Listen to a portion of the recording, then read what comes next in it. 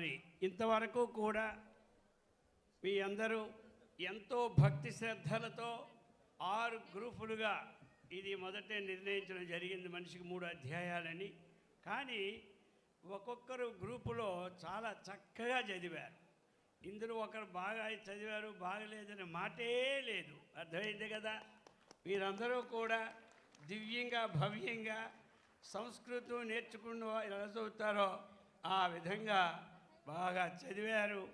మరి ఈ విధంగా అందుకనే ఈ తీసాం. ఇప్పుడు అర్థమైంది కదా, ఎవరు ఎలా ఉంటుందో చూడాలి అన్నటువంటి ఉద్దేశంతో ఈసారి ఇక మున్ముందుకి ఈ విధంగానే జరుగుతాయి. ఎక్కడైనా సరే అందరూ కూడా ఎక్కడ జరిపినా ఈ విధంగా 3 అధ్యాయాలు, ఒక్కొక్కరు ఎక్కువైతే 2 అధ్యాయాలు, బాగా తెలిసిన వాళ్ళు ఎక్కువైతే మనిషికి 2, 3 చాలా బాగుంది.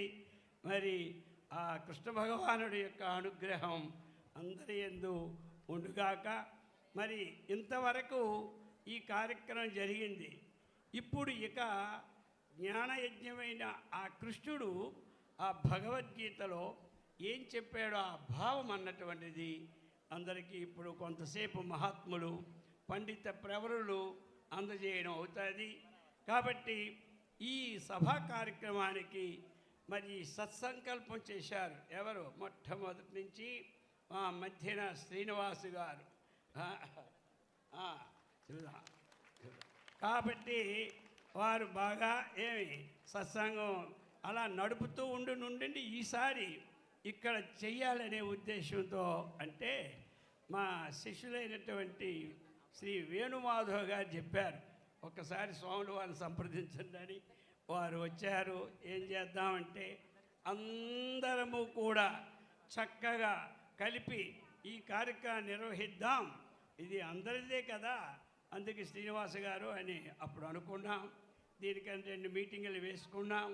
దాని ప్రకారంగా చక్కగా మరి ఈ కార్యక్రమం నిర్విఘ్నంగా శ్రీకృష్ణ పరమాత్మ అమ్మవారి దయతో భక్తులందరి ఆదరాభిమానములతో ఈ కార్యక్రమం బాగా జరిగింది. అటువంటి శ్రీనివాసరావు గారికి అందరి తరపున అభినందనాలని, అలాగనే చక్కగా వారికి ఆశీర్వాదాన్ని కూడా అందజేస్తున్నారు అమ్మవారు.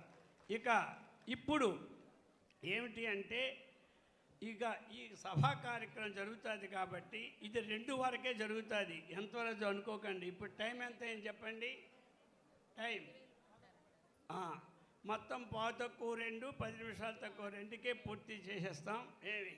అందరూ కూడా కొంచెం దీని మీద ఏదైనా ప్రవచనం చెప్తారు, సంగ్రహంగా చెప్తారు. ఆ విషయాలన్నీ ఈ సభకి నిర్వాహకులుగా అధ్యక్షులుగా శ్రీనివాస్ గారే ఉండి ఈ కార్యక్రమాన్ని నిర్వహిస్తారు.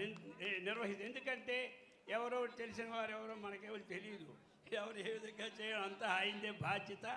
అయితే ఏ బాధ్యత అయినా 2 గంటల కల్లా మొత్తం శాంతి మంత్రాలతో ముగించేయాలి. వెంటనే అందరికీ భోజనాలు ఏర్పాట్లు ఉన్నాయి, గాబరా పడవద్దు. మనకి సాయంకాలం వరకు భోజనాలు తింటూ వచ్చి ఎంత తింటున్నా తరగనంత వండారు. అర్థమైంది కదా? ఎవరు గాబ పడక్కర్లేదు. ఇప్పుడు ఈ పైన వాళ్ళందరూ కూడా ఇంక కింద దిగి కుర్చీల మీద కూర్చోవలసిందిగా కోరుచున్నాం. ఈ పైకేమో పండితులందరూ వస్తారు. పైన వాళ్ళందరూ కూడా కిందని కుర్చీల మీద కూర్చోవలసిగా దయచేసి అందరికీ మెల్లగా లేవండి. 3 గంటల తపస్సు, మీరు కాలు కదలకుండా ఉంటారు. ఇంకొక విషయం, ఈ పారాయణ ఇక్కడికి వచ్చిన వారు ప్రతి ఒక్కరికి ఎన్ని వేల మంది కూర్చున్నామో అన్ని వేల పారాయణ పుణ్యఫలం ప్రతి ఒక్కరికి వస్తూ ఉంది. అందరికీ ఆ భగవంతుడు సదా రక్ష. ఈ వీడియో మీకు నచ్చినట్లయితే లైక్ చేయండి, షేర్ చేయండి, కామెంట్ రూపంలో మీ అభిప్రాయాలు తెలియజేయండి. ఇలాంటి మరిన్ని వీడియోల కోసం శ్రీస్తుతి టీవీని సబ్స్క్రైబ్ చేయండి, పక్కనున్న గంటను కొట్టండి.